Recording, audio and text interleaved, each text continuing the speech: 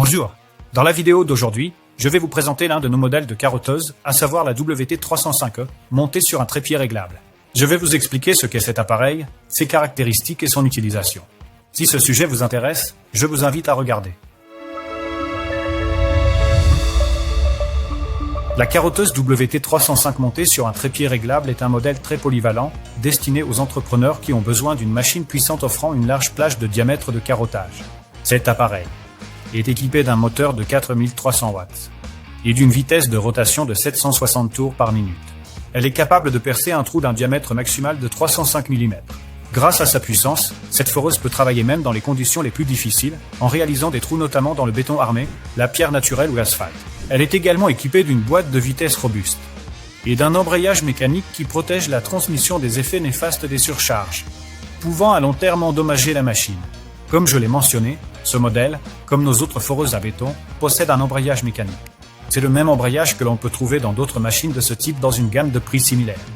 Un tel embrayage est un ensemble de rondelles et de pignons serrés ensemble sur un arbre avec une force appropriée. Lorsque le couple dépasse un certain seuil, l'embrayage s'enclenche, les rondelles et les pignons commencent à glisser et le forêt cesse de tourner. Il est cependant important de se rappeler que la tâche principale de l'embrayage est de protéger la machine, pas l'utilisateur. Lorsque la machine fonctionne sur un trépied, on ne ressent même pas l'action de l'embrayage, ni le moment précédent où toute la force est transférée au trépied.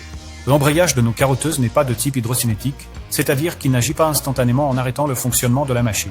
L'appareil possède une régulation continue de la vitesse de rotation de 0 à 760 tours par minute, réglable par potentiomètre. Grâce à cela, la machine peut démarrer à basse vitesse, puis augmenter progressivement la vitesse si nécessaire. Avant de percer, nous suggérons de bien choisir le nombre de tours en fonction du diamètre du forêt. La règle générale est la suivante. Plus le diamètre est grand, plus la vitesse de rotation est faible.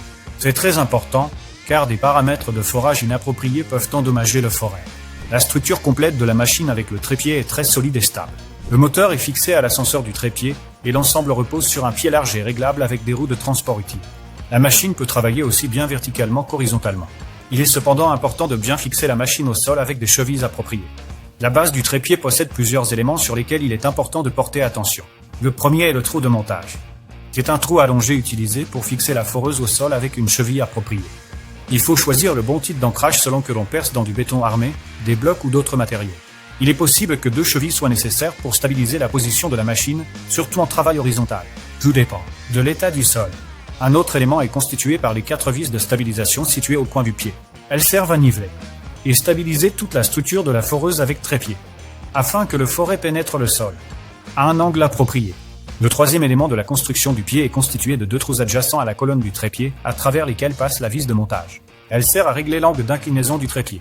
Ce modèle de foreuse sur trépied réglable peut être incliné jusqu'à 70 degrés. Dans ce cas, le diamètre maximal de forage est réduit à 255 mm. Cela est dû à la conception du pied, qui ne permet pas l'utilisation d'un forêt plus grand sans collision à l'inclinaison maximale. Dans la plupart des cas, le trépied est fixé au sol par ancrage. Parfois, il arrive que pour une raison quelconque, il soit impossible de percer un trou pour la cheville de montage. Dans cette situation, nous avons une solution à proposer. Au sommet de la colonne, il y a un trou fileté dans lequel on visse une vis terminée par une sorte de pointe avec un trou. Cela sert à insérer entre cette pointe et, par exemple, le plafond ou le mur, une entretoise de longueur appropriée. Cela peut être un tube ou un autre élément approprié qui remplit sa fonction sans danger. Le tube ainsi installé doit être écarté en vissant la vis située tout en haut de la colonne du trépied. Cela provoque l'expansion de la machine entre le sol et le plafond selon le principe des étais métalliques de construction. Il convient d'évaluer soi-même la pertinence et les éventuelles possibilités d'utilisation de cette solution sur le lieu de travail. Le moteur de la machine, fixé sur le trépied, se termine par une broche. Il dispose de 2 filetages externes de 1 1/4 et d'un filetage interne de 1/2 pouce. Il est utilisé pour fixer les forêts diamantées pour béton.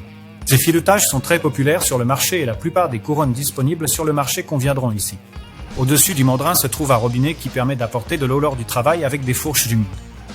Si vous avez des questions supplémentaires, je vous encourage à nous contacter via le formulaire de contact disponible sur notre site web ou par téléphone. À bientôt dans une prochaine vidéo.